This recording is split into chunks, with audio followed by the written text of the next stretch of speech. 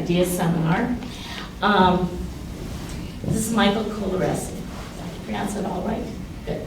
Okay, University of Pittsburgh. So he has a background, I'm going to call him computational political scientist, because he utilizes new computational techniques, leverages them in his research to address a lot of interesting issues such as international and interstate conflicts.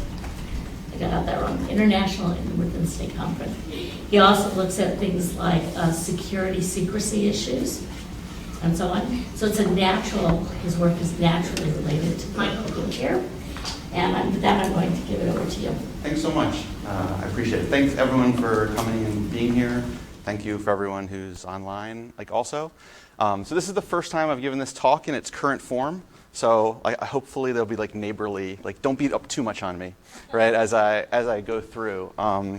But in some ways, this is a topic, particularly about disinformation and the international dimensions, right, and domestic consequences of disinformation that I've kind of been interested in studying in various forms, even though I didn't know it, basically my whole career.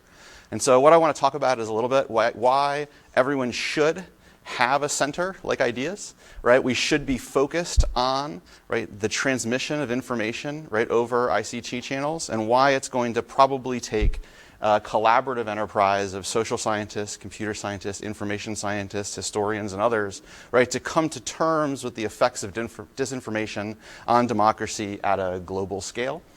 Also preview my talk. This is a depressing talk. This isn't one that will make you feel better. In fact, I'm mad at the political scientists that want to make you feel better about disinformation, that it's no big deal, right? I'm here to set the sirens and alarms off and tell you quite flatly, and if you're there online, you're wrong, right? There are deep reasons to worry and be concerned, and the people that aren't concerned are kind of looking in the wrong place.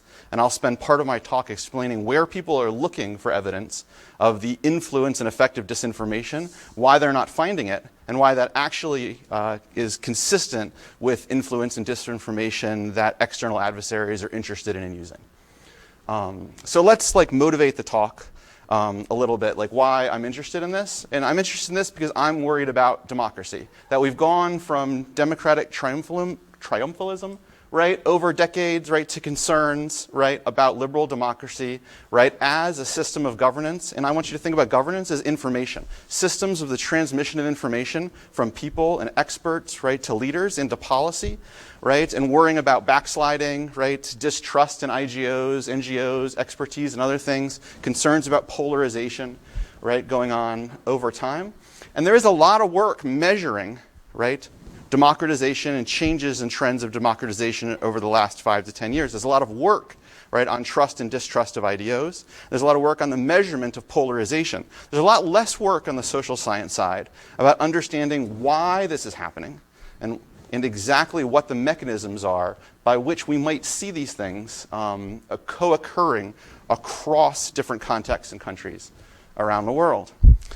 And I want to say one particular mechanism that we should be paying attention to when being concerned about democracies, each you can think about a country in a little snow globe. I want you to worry about how each snow globe functions as a democracy. But I also want you to worry even more about how the system and community of democracies is able to cooperate, that you're not going to be able to separate those two things, that countries need each other, they need cooperation, they need expertise. Science is not a domestic, nationalistic enterprise. It is an international enterprise that involves cooperation. So expertise is indeed international. And there is cause for concern about the transmission of information both within and across democracies that I want to talk about today. So we know that there is disinformation, misinformation, propaganda, right? I'm not going to pay a lot of attention to the specific distinctions, right, about that anymore. What I'm interested in are messages, right, that are created by potential adversaries. It might be trolls internally, right? It might be the IRA and the Internet Research Agency in Russia. I'm interested in messages that are composed, right, for reading and receiving in democracies around the world. And we know this is happening, right? Generally, there's an idea, and I want you to pay attention to the word disrupt, right? Deception, maybe, dismiss, distract, right? But one of the key points of my talk is going to be that disruption, sort of the geometry of information of disruption, favors the troll in ways that political science in particular that has been focused on persuasion and measuring persuasion, what I'll call group persuasion, right, has not been attuned to measuring in the past. So we know there's these signals out there, right, on Facebook propagating these from the 2016 election, right, on Twitter, right, on social media platforms that have gotten people like worried, right, potentially about these things. And, one cause for concern is that we only learn after the fact, right, the scale of the potential problem, because it's difficult to attribute messages, right, to particular state agencies or non-state agencies that potentially could be adversaries and have orthogonal interest to the United States or the public, right, potentially. So like one example of this is there were paper writing about so how much foreign influence was there in Brexit, right, at the time, right? And so actually the numbers published were very, very small number of counts were focused on Brexit and sending information. Less than approximately a year later, thousands more accounts were discovered because they were discovered as part of the 2016 election in the US, and then it was able to backtrack out, right? That those accounts were also active, and we could attribute those messages, right, back to Brexit. So the scale of the problem, it's not just Russia, right? We know that this is going on out there, that adversaries are targeting democratic publics with messages, right, particularly around salient elections, right, or issues. Okay? So why, right? Why? Because democracy is all about social learning. So here's the social science-y part of the talk. Please don't fall asleep. All right? Right? That I want you to think about democracy as a system of information transmission where the government is communicating with the public and the public is communicating with the public and the government, right? There's messages being sent back and forth. And, in equilibrium, what happens is the messages are being sent in such a way that the government is offering public interest policies. Think about it as good foreign policy. Quality cooperation that generally benefits the public. And the public supports that. They approve of the investments, the ballots, the blood, the bucks that it takes in which to have international cooperation, right, or potential deterrence, right? That all of that is necessary, right? So it takes public consent in democracies to invest in useful policies, okay? So NATO is a potentially useful policy that takes investment. The World Health Organization is something that maybe people are focused on right now, that takes investment from many democracies, right, in which to work, right? Now, it turns out this information transmission mechanism is really complicated, right? Particularly if we start talking about foreign policy and national security, right, because of secrecy. If we talk about highly technical, right, problems, it's very, very difficult, right? And if we talk about highly technical national security topics, it's really, really hard.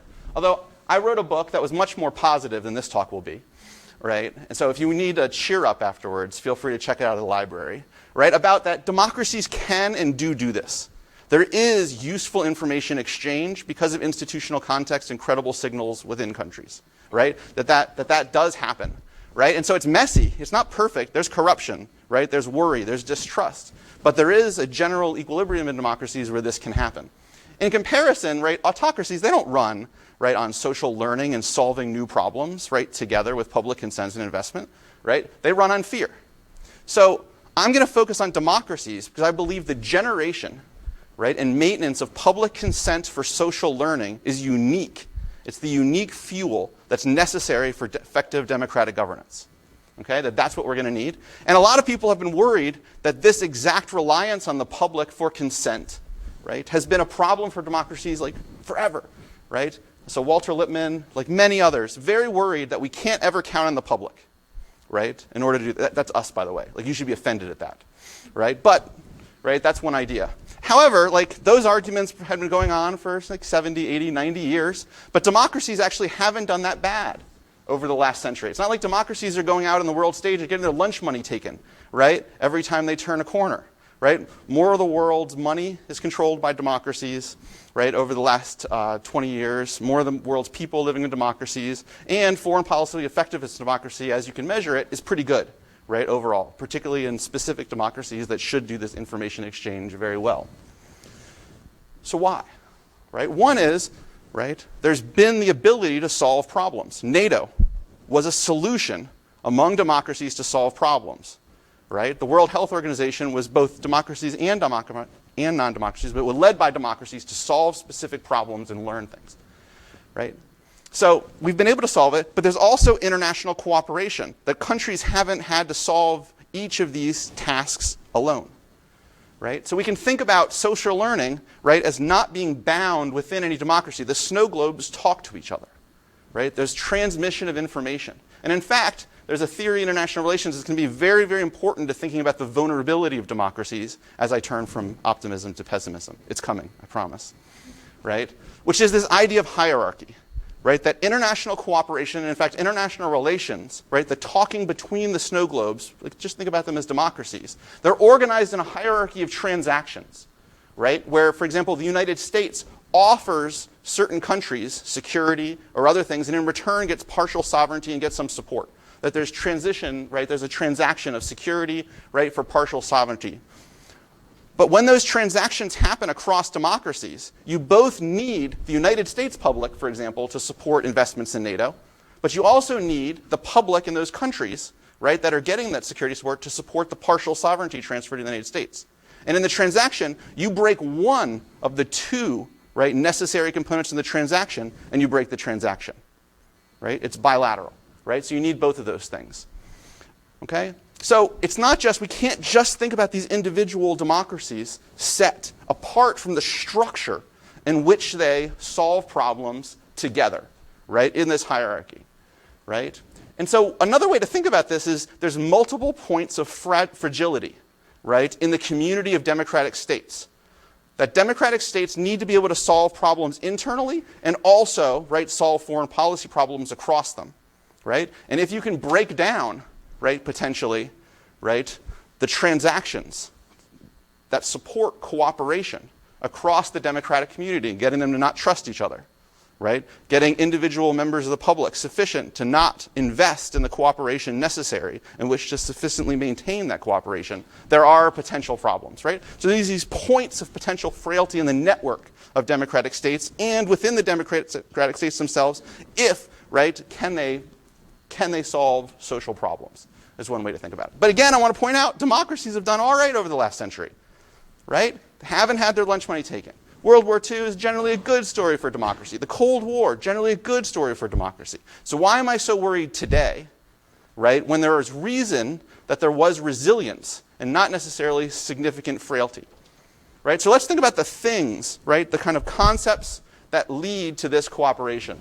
Trust in experts, cooperation, science, common interest, right? We can think about that each of these concepts are what international cooperation and eventually security rely upon, right? That basically the World Health Organization needs experts, right, to supply information. They need public across countries to be able to trust expert advice on how to deal with potential pandemics and other things, in which to contain, right, any consequences that are moving across borders, right? Very, very similar for NATO. Right? The individual transactions are important, but so is the public's view on these things and whether they're willing to invest, whether they're listening, whether they're following expert opinion, right, as it go on. So, in some way, the liberal world order, I want to argue, right, absolutely depends on the transmission of information, both within and across borders, right? And the ability to solve problems is crucial to that, right? So let's talk about what hasn't happened, right, in the past. So I'm going to say democracies have solved problems and done pretty well, not perfectly, but pretty well, right, over about a century. Because this didn't happen, right? Adversaries from outside of a democracy couldn't beam information and disrupt the social learning that was happening as part of democratic problem solving.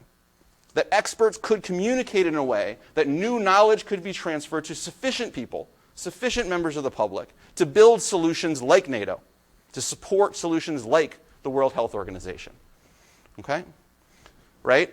So what didn't happen is that there wasn't, right, a block on public approval, that there wasn't, right, the selling of non-public interest policies and other things and promotion, right? That there wasn't the disruption of consent to useful policies in the past. Okay? That's why we're here, living in a democracy, like not speaking German, right? Like that's the proof in the pudding for those things, right? But it has been true, and it was true for that century, that illiberal states really would have benefited had they been able to do this, had they been able to disrupt social learning and progress, both during the Cold War and before, that this would have been great for them. But it didn't happen, or at least it didn't happen at the scale, right, that it influenced, right, the success that we've seen, right? This type of disruption, again, there are multiple points of failure where this could have happened, right? Both in the US you can think about, but also in alliance partners, right? We're drumming up distrust of the United States potentially in those publics, okay? Again, at that scale, it didn't happen. But it's not that adversaries haven't tried. Okay? There's great research that we know about the attempts at foreign propaganda, right? And public targeted propaganda over hundreds of years, right? Adversarial mass propaganda has a long and rich history. It also has a long and rich history of failure, right, largely, as not being. When you drop pamphlets, right, down in a public, right, A, they generally know who they're from, and B, you're sending the same message to everyone, right? Not necessarily particularly effective, right? Now, there's another literature that's going to become very important to my story, right? So mass propaganda, the broadcast of message in analog form, right? Not particularly effective in the communications literature. But what has been effective in the past is elite, what you can think about as craft deception, right? The ability of an intelligence agency to know what a general's priors were, and it used to be just targeted very, very important people. If you knew what they liked, you knew what they already thought was true, you could potentially put the right piece of information in front of them to persuade and push them in the direction you wanted to go. Okay? And there's very good, fun stories, right, like about this craft elite deception. But it had to do with very deep surveillance and narrow casting of messages to the right people. Okay? We're going to bracket that for a second. Right? What happened is there was a sign of an information communication technology, right, system that evolved, which was about analog signals. And these were regulated channels. It was very difficult, right, for adversaries to basically get on the credible news channels that were in front of the eyeballs and the brains of the public. Right? There's sort of famous examples in dictatorships of people trying to like hack stamps in which to get information like into the public. But these are analog signals, right, that were difficult, right, in which to actually get messages in front of people, right? And to the extent that you could get them in front of people, for example, the paraphernalia dropped from the sky, right? They weren't particularly effective, right, in their broadcasting. So one way to think about this is democracies had relative informational sovereignty, okay? That the information, right, that was let in and out, right, of countries in the social learning process in democracies were relatively constrained or sovereign. Right, because of this. We're going to return to this because this has changed. Okay. So a lot of people think propaganda hasn't worked in the past. Mass propaganda hasn't worked in the past. There's a terrible history, right, of this. So why would we be worried today? Right? In fact, there's very, very smart political scientists like who will tell you that like fake news, it's out there. The messages are there, but they don't have influence on people. They don't persuade people, so you don't actually have to be worried about this particularly, right? And the kernel of argument, the mechanism, to the extent that these theories have it, is that it's very difficult to change people's minds. Could you really think that, like, just, you know, someone working for the IRA sent you a tweet, right, that you saw, and suddenly, like, you're now like a radical Bernie Sanders supporter, right? Like that, for these people, it's crazy. That's not, like, you would never, that's not plausible. Therefore, why do we think that social media campaigns have influence? Okay? And I'm going to tell you it's because they're focused on the wrong thing. It's because they're not focused on where I began with social learning. The fact that it's very difficult to change people's mind is why social learning is difficult in the first place. Okay? Hello. Right? In some sense, this misses the process. Right? If you take anything away from my talk, I like to have like one animation that sort of sums up the takeaway point, and this is it. Okay? The reason political scientists are wrong is that useful policy is a moving target. The benefits of you washing your hands this week versus last month is different. It's different. Okay? Which means that there is a dynamic that's important. The matching of public consent and public behavior, right, to what is useful is a dynamic changing process. If people never change their minds, how do you get them to learn new information that's useful today that wasn't in the past? How do you get them to listen to people that they're already not listening to or following their advice? It is an incredibly static, boring, and not particularly representative mechanism about how problems are solved in democracies over time. It's not how it works. It works because there are new problems, And the public needs to adjust sufficiently to solve those new problems, either within the snow globe of democracy or across them. Like, that's what has to happen, right? So then, why do we have a relatively nice story up till now? We're not speaking German or Russian. Well, at least I can't speak either of those languages. Right? Well, one answer from communications that I find like relatively plausible is the information communication technology that we had set up was sort of this nice gatekeeper model where there were all sorts of bad things that came from sort of broadcast sheets or the regularization of only a few radio channels. Right? There was very low heterogeneity in signals, right, that the public could get. Okay?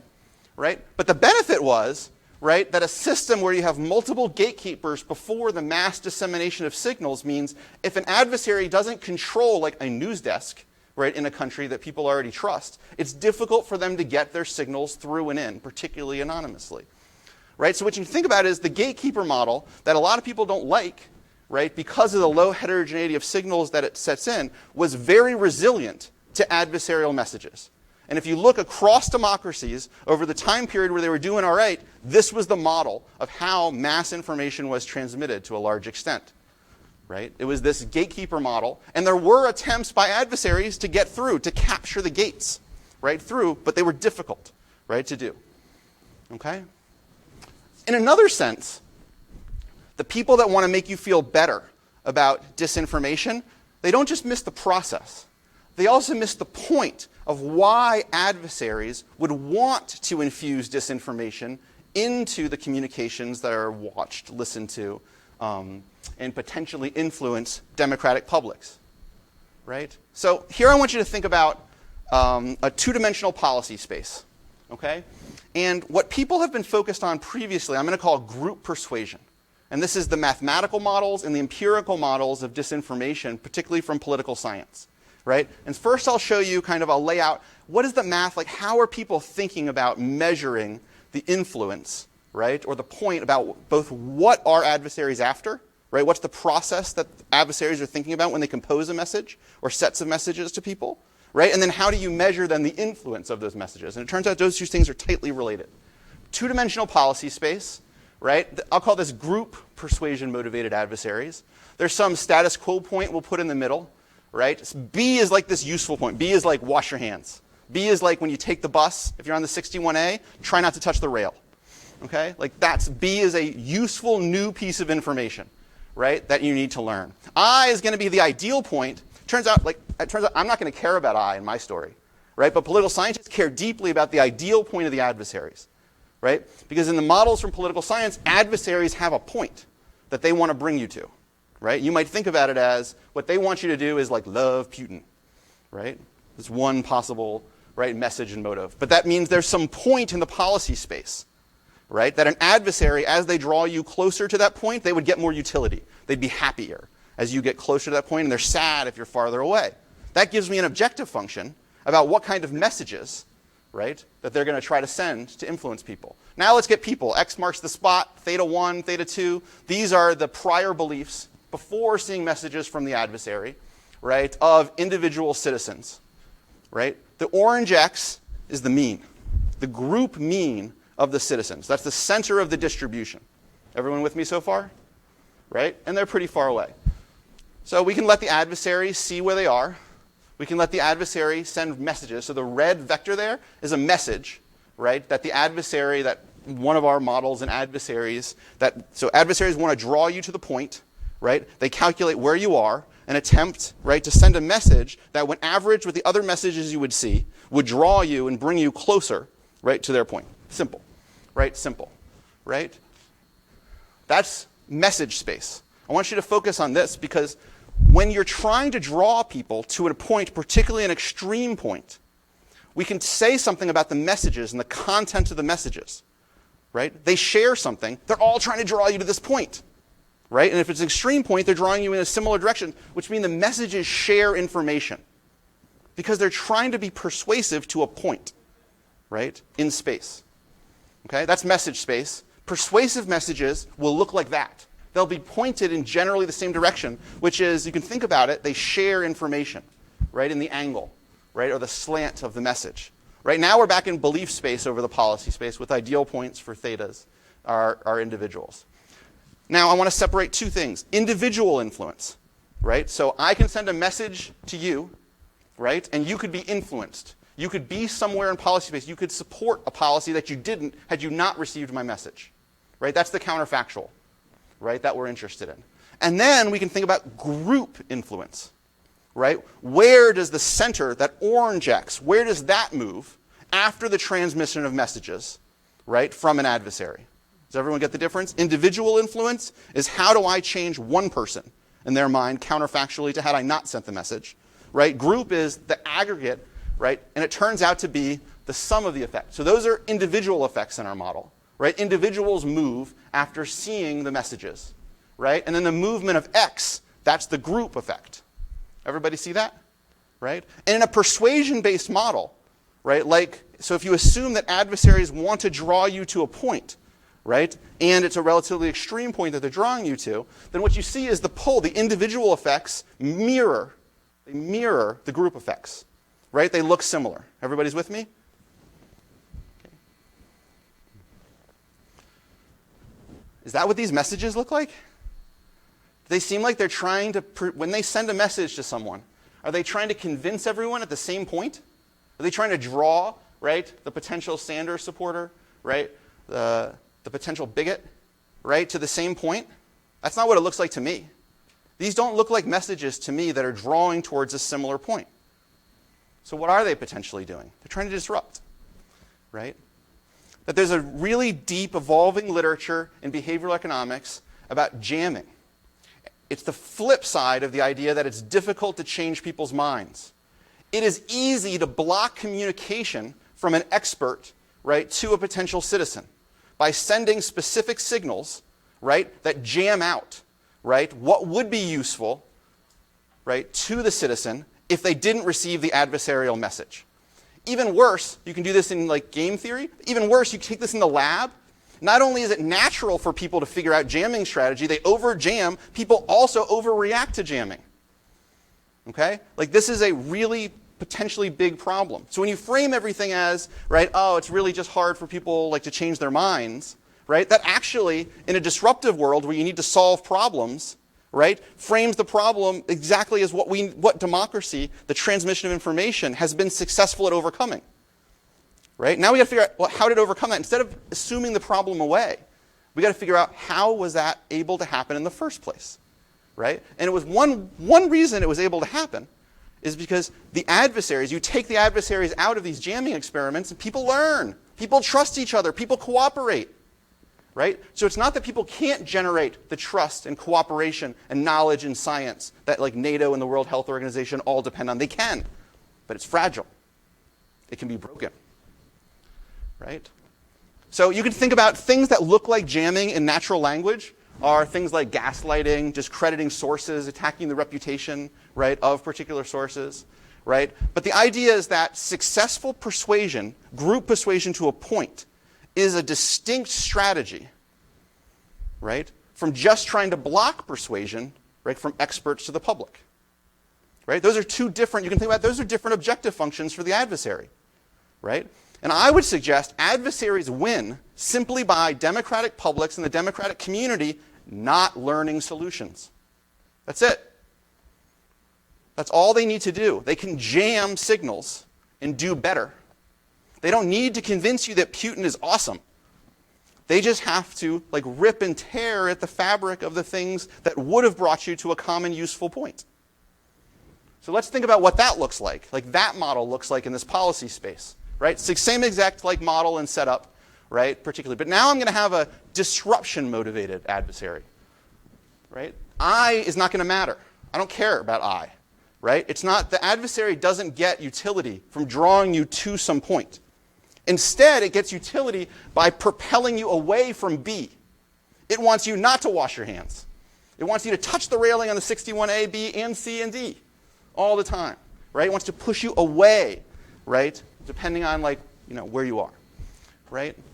So if you have that kind of adversary in our model, the messages are not meant to bring you and draw you to that ideal point, right? What they are is they push you outwards from the useful point, right? They jam the idea that experts might be sending you B or sending you messages that land at B. They're going to send you, in the jamming literature, counteracting messages, right, that cancel those. And either you're left where you are, or worse, you're moved to more extreme positions, right? The behavioral research says you actually move, right? The game theory says you should just not, learn, right? The behavioral work is people actually move in the wrong direction, okay? Right?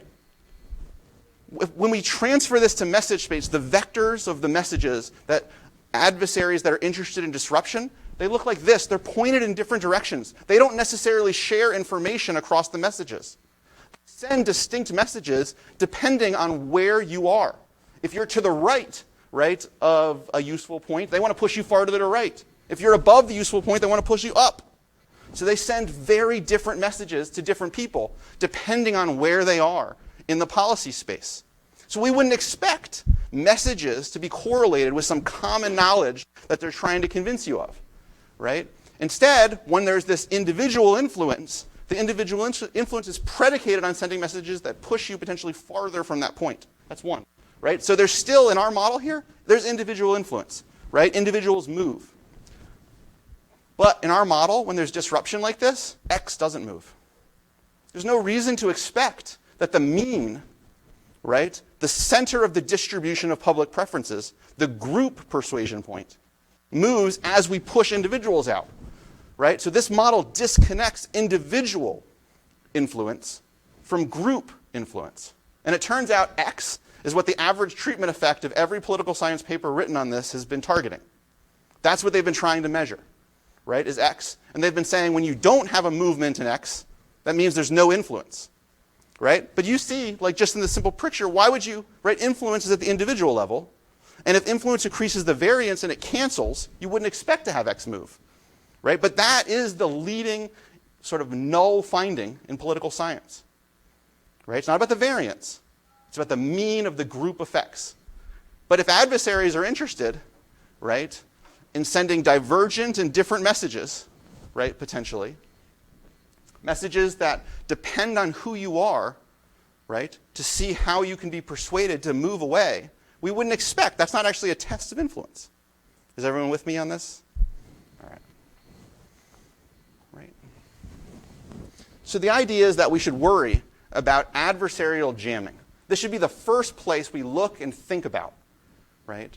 And we should see whether the math works out in such a way that there are observable indicators, right, of adversarial jamming. And so that's what our group, so Minsu works on this here, Minsu Zhang, John Woon and others, right? That what we can think about now in a different and new information community technology environment is that we have unregulated entry points, right? Both within democracies, right, and across them. And what's going to be important, right, to this story is two entry points. One is your eyes, right? What you see, right? They got to get something in front of you. Right? But the other unregulated entry point that I didn't pay enough attention to until we started modeling this procedure. And out of the model, we discovered that there's something else that's even more important than just getting something in front of your eyes. And that is learning an entry point to who you are. Right? Where you're located. What group do you belong to? What are your prejudices? What are your interests? What is your identity? Right? And so we had the Gatekeeper network. It's still there in our current information environment, right, in democracies, right? But now we have way more channels of communication from non-experts to the public, right, than we did before. Much larger heterogeneity of signals. That's all to the good, potentially, right? But this kind of system is not potentially robust to adversaries, right? There are channels, and the two channels I talked about, what people see and who they are now open to adversaries, right? One, what you see, right? They can get messages in front of you on a scale that wasn't possible previously, okay? But it turns out, in our simulations and model, that's not enough. You need this, too, who you are. It's just as important that there's unregulated, right, information flowing to adversaries, right, about who you are, about your identity, about what you like and dislike and who you're connected to. Okay? That turns out, right, to be very, very important. So it's not just this sort of one-way street of they're just getting more things in front of your eyeballs, It's actually there's things going to their eyeballs that matter. And it's the combination of these two things, right? The ability to compose messages targeted specifically at your prejudices and what you like, where you are in policy space, right? And the ability to then get that message to you, right?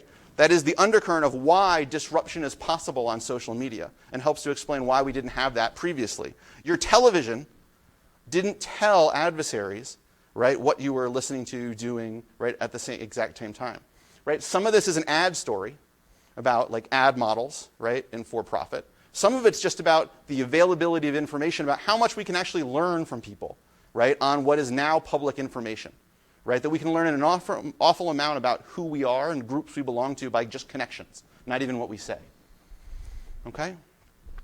So what we've started to do is think about, right, what you see, who you are, right, social media power jamming, and in particular, not on any one platform, but instead think deeply about what do certain platforms have in common? What are the variables or characteristics or attributes that make certain platforms vulnerable to this, right, and others potentially resilient, right? So one is we think about solo authored and archived content. So if you have a platform like Twitter or Facebook where you, or an adversary, you solo author a message, and it's that platform's job to ship that message around, right? But also what it does is it protects that message, right? No one can change that message. As it gets, they can add to it potentially, but that message is protected, right, in there, right? So in some sense, I can control the content of the signal that's propagating around the world at light speed. That's a pretty cool superpower, right? I think that's cool, right? That's what you see,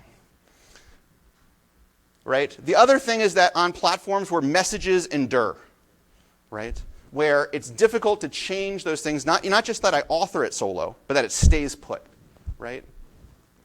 Attention-based credentialing is another thing we pay attention to, right? It's the idea that you can get attention not by necessarily what you know or your usefulness, right, but just because you can be important in the network, right, uncredentialed, right? So that's one possibility. But what's become increasingly important, as we've done more of this, is the idea of surveillance, right? That there are platforms where you can learn where people are, right? And that's what we're going to focus on for the next just couple minutes, is the power and importance of surveillance for kind of who you are, right? And this is just retreading, right, this idea that, going back, right, there's the potential, right, of multiple failure points. So even if you're not worried in the US, maybe you should be worried in Japan or South Korea, right, or other places. Now, there are platforms, this isn't a purely anti-social media story, so Wikipedia, right, actually doesn't have, right, the same solo authoring, doesn't have the same archiving, doesn't have the same surveillance, right? I can't control exactly what you see. The weirder stuff I write on Wikipedia, the more likely it's going to be taken away, and you won't see it. So there's not the same incentive for adversaries, right, to go on there. They do some, but absolutely not as much, right? So social editing, right, is a potentially more robust platform, right, in this than solo authoring, right? Messages don't necessarily come down, and you don't have the same level of surveillance. I'll skip this because of time. All right. So what we've done is built, basically we want to figure out, we think the sort of math and of the group persuasion-based models in political science is just not useful, right? What we need to understand is what disruptive adversaries can do. So we've built basically an ABM framework, right? We call it VLADD because we're cheeky.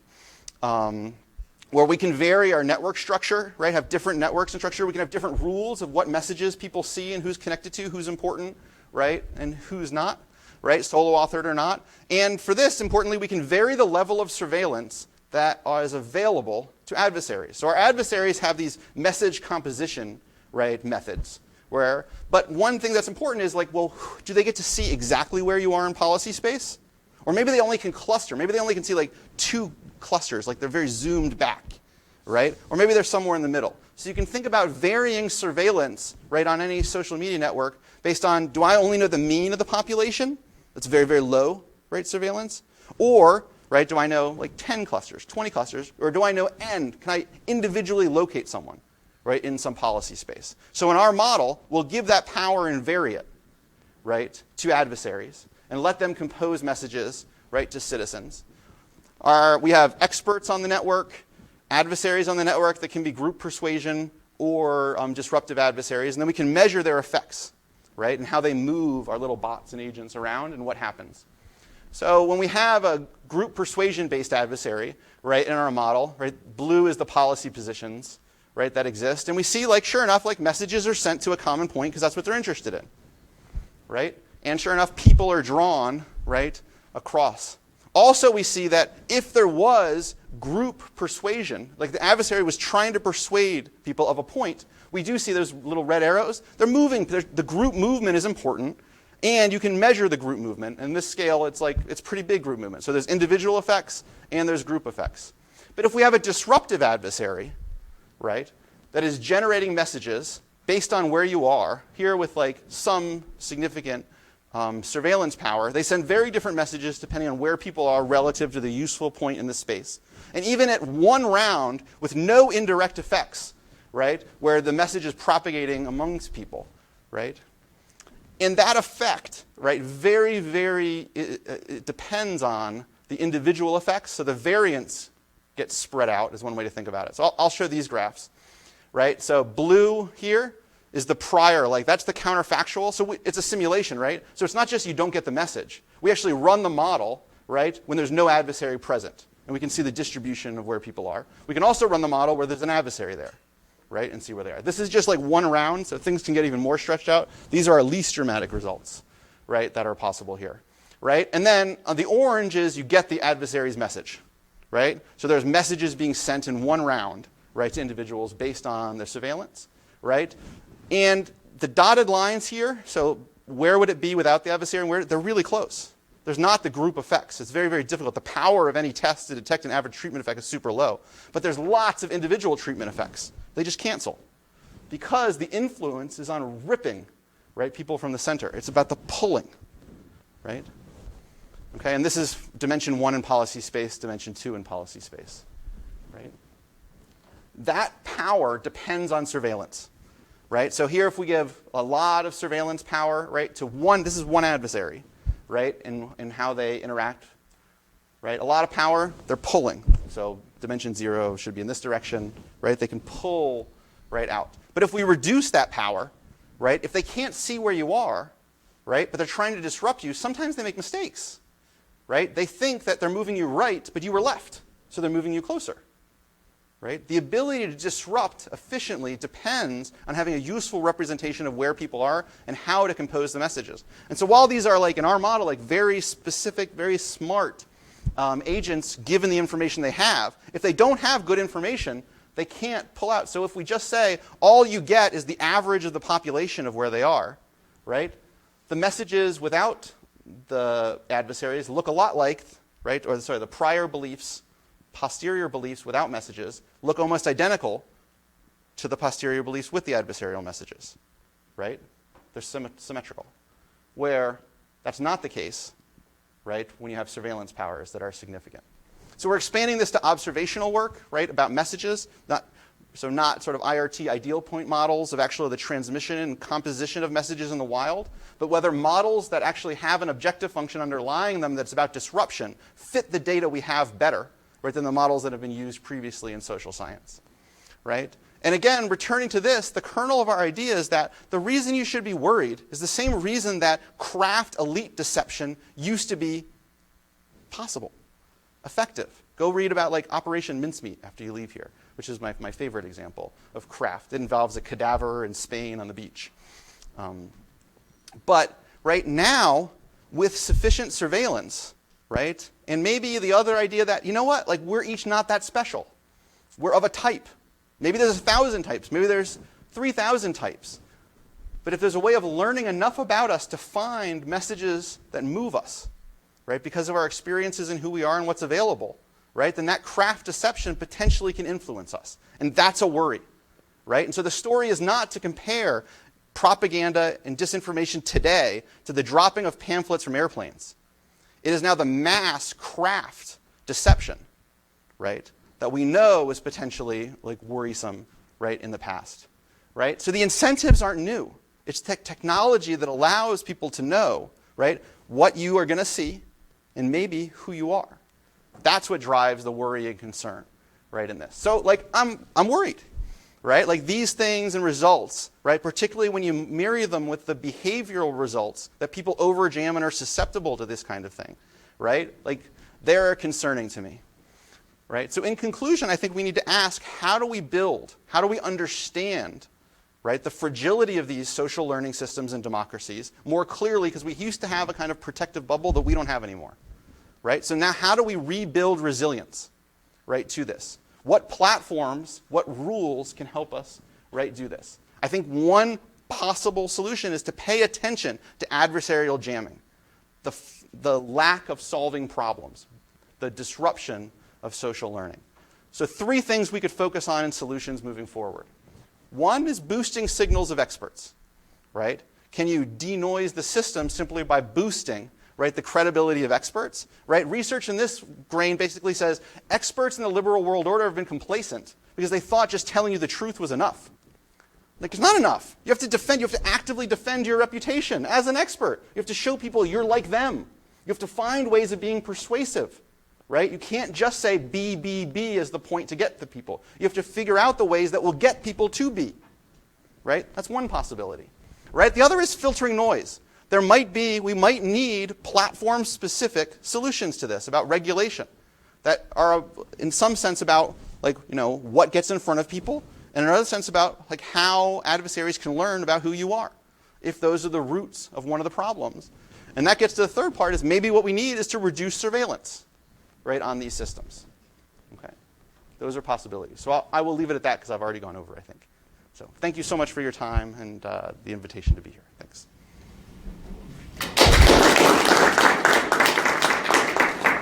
We can ask some questions if you.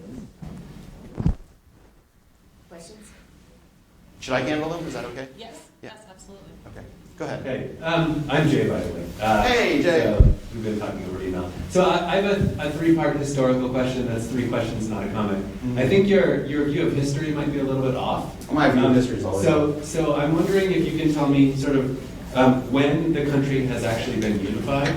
So when was it that we all reasoned together? Mm-hmm. At every point where you say, well, we used to reason together, I can provide dozens of counterexamples, like a civil war, the 1960s, the 1970s, Reagan.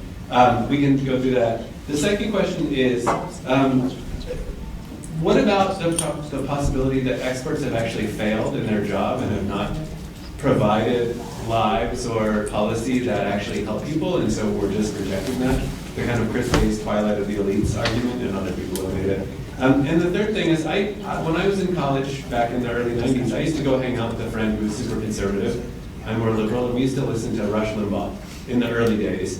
And Brian, my friend, would listen to this and be like, wow, this guy gets it. And I'd be like, this guy's a freaking clown. What are you talking about? He's an idiot. And so it was just this kind of disruptive thing. So what's so different about what you're talking about compared to something like Rush Limbaugh? You don't have to answer all 3. I just wanted to. So I'll try to go quickly. So I didn't mean to say that we all reason together in some room of deliberative, like some ideal of deliberative democracy where we all come together and we all are okay with some solution and all contribute somehow equally, right, to that solution. What I mean is there's sufficient, right, social learning. There's enough, right, learning that the Civil War, financial crises, pandemics, whatever you have, are not reoccurring over and over again, or even more in the proof that they're not reoccurring more in democracies than in other systems of governments. Right, that we're not worse off, right, given the reliance on the public, right, than we would be when we relied on, like, fear and obedience. So that's my point. Have we done enough? No. Like, could it be better? Yeah. Experts have failed. So that's a good one. Like, I think generally that's right.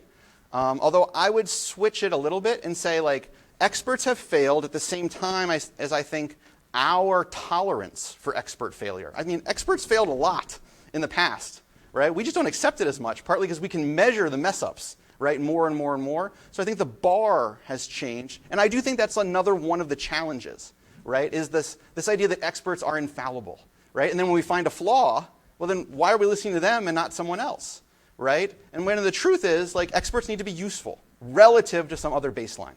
Right? And once we get better maybe at measuring that and figuring that out, I think there's potential hope. So there are these stories like, so the cable news story, right, is one, right, where this isn't a social media problem necessarily, right, that there's other technologies and voices. But most of these stories are sort of US-based. And I see, right, this problem of adversarial disruption. Actually, the US isn't the center of it. Like, Estonia is the center of it, right? Like, there are places around the world that are being deluged, right, by this adversarial jamming message much more than the US. So I do think there are idiosyncratic pieces of the US, right, and their media story that are important and different, right? But I also think there's a larger narrative about democracies that's what I kind of want to put yeah. So those are great. Those are all great questions and points. Yeah. I actually came here to ask you a question and even more to ask you the question after your talk. What's your view on Christopher Wiley's mind thing, suggestion at the end of the book on the need to adopt a new fundamental right to agency in order to drive the mechanisms in the right way? So I don't have a well thought out solution to that. I do study and I'm deeply interested in human rights, and particularly the expansion, in the change of the perception of what rights are necessary and sufficient, given technology and time. So I would dodge. I don't think he was dodging. No, I am. What I'm saying is, I think you're dodging directly into his trap. Yeah. Why is that? And I think back on when Europe decided to Europe and to get into privacy. Okay. So the problem was that the World War II, thanks to IBM, the Germans knew the maps, they knew the people, they knew who the right people in the towns were in France and so forth and so on. And so as a result of World War II, they adopted this belief. It's a simple belief. It said there is a fundamental right to privacy. It's an inalienable right, and it was missed before. And now we'll discover it, and now we'll figure out what to do. So what Wiley's saying is there should be a fundamental right to agency. And if there's a fundamental right to agency, let's let the governments figure out how to protect that, because that's a government responsibility. By the end, whether they're an autocracy or a democracy, it didn't matter. Okay. What matters is that the governments decide there's a fundamental right. This is a responsibility we have to our people. Okay. And then you start working out what that fundamental right gives you. You know, what can the government do to protect those rights? Okay. That strikes me as a solution that we've seen happen with a fairly large piece of the world population in privacy in the last 30, 40 years. And it's, to my mind, it's worked very well. Okay. It hasn't stopped the leakage of information on people, particularly because, part of the question, America's been one of the most egregious violators of privacy. Okay.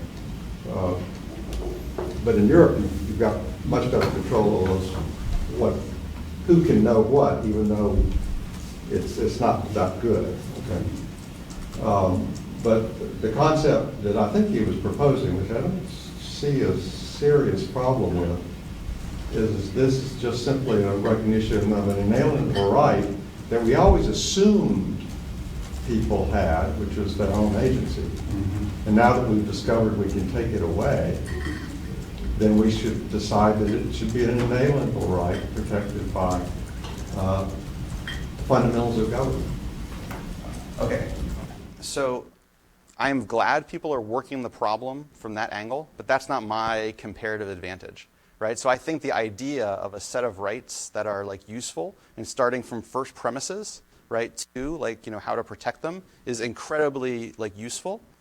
what I'm trying to do in this work and others is I actually think when we define rights before function, right, that we get it wrong. So I think of this with like the social learning aspect of democracy. There's things we just take for granted that I don't think we understand or remember what the function of like legislative oversight of national security is in the United States.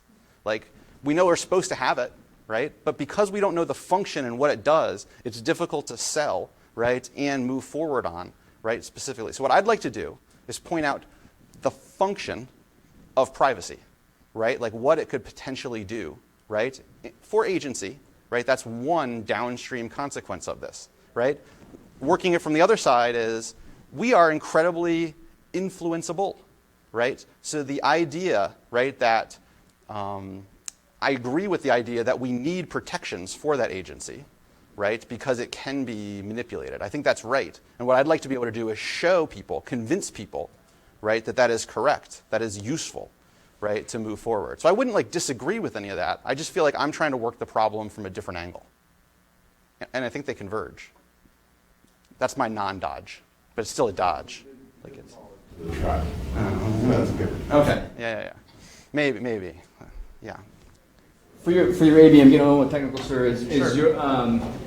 Is the priors for belief, or I guess you call position, policy position, is that informed by network structure, or is that independent of the network structure? So we can do whatever we want. Like, so the way we think about it, priors exist, right? There's some sort of state, like of people, and then you can generate the network either independent of that state, right? Or, right, you can generate the network based on preferential ties or other things, right? The results I showed you have none of that, right? In fact, they're really, that makes it so much worse, right? So when you have disconnected clusters, it's actually super easy, right, to show the disruption and the movement, right? We have a couple good examples maybe I should have shown, where what if you're in like a multi-dimensional space, right? But people generally agree on a couple of the dimensions, that there's consensus on some things, right? We can show you that on the dimension where there's not consensus, that's where they'll generate the messages to push people away, right? That is like the sort of geometry of the pre-existing prejudice and injustice that exists in a society that is the potential vulnerability to disruption, right, that exists.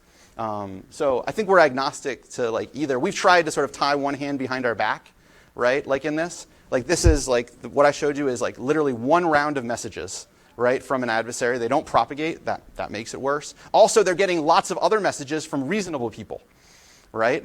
Like that they're canceling, like lots. It's not like it's like 1 to 100, right? Like in this, and then you still see like disruption. The adversary is still able to get what they want, right? So the idea is that the vulnerability like of this, the fragility, right, potentially like of this system that is at least in the first step what we want to convince people of, and then we want to start thinking about solutions. Right, to that, yeah. As we've dived into some similar research looking at messaging, certain messages we found look like not a lot, but a few look like they're so well crafted that they play, that I don't need to really know who you are, they create disruption in all parties. Right. Differently, but they're designed to play on all fields, and it seems like it's interesting as more of those come out, where it's less important who you are because this message is going to play disruptively with most audiences. Yeah. So I think that adds another piece, right, where two people could see the same message and move in opposite directions, right? So that gets at so we have an idea of the idea is like so belief change is about a flow. Right? And so this is a purely like linear, right, space like that we're talking about. But what you can think about is everyone has a potential reaction function, right, to messages, right? And what we really need to do is like model different reaction functions and clusters of those, right, to think about why that happens. Because I think you're right? I think like when you see like the leak of a particular message, right, and potential like that can push people, right, in specific ways that we're not capturing with different messages, right, on that. Yeah. So I think that's a great point.